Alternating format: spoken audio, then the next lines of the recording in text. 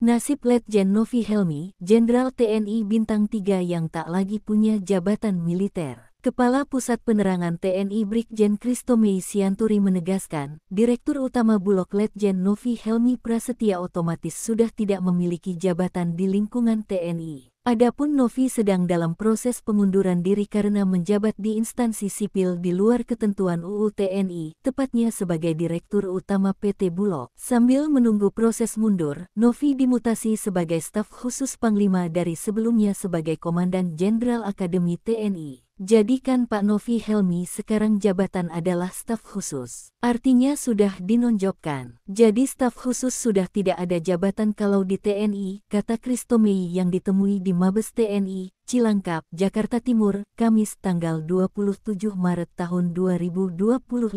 Sementara itu, mengenai kapan Novi Helmy resmi mundur dari TNI, Mabes sedang menyelesaikan proses administrasinya. Adapun Novi Helmy diharuskan mundur atau pensiun dini dari Dinas Kemiliteran setelah ia juga menjabat sebagai Dirut PT Bulog. Dalam aturan Undang-Undang TNI yang ada saat ini maupun setelah direvisi, tidak ada aturan yang membolehkan prajurit TNI aktif menempati jabatan di Bulog. Dengan demikian, prajurit aktif di posisi tersebut harus mundur atau pensiun dini dari TNI. Ia harus mengundurkan diri dari dinas keprajuritan atau pensiun dini. Itu tidak bisa ditawar lagi, tegas Kapuspen. Terakhir, Kapuspen juga mengungkapkan harapan agar proses administrasi Novi Helmy dari TNI selesai pada akhir bulan ini. Sebelumnya, melalui Kapuspen, Panglima TNI Jenderal Agus Subianto memerintahkan para prajurit TNI yang menempati jabatan sipil di luar 14 kementerian lembaga yang diatur dalam RUU TNI untuk mengundurkan diri atau pensiun dini.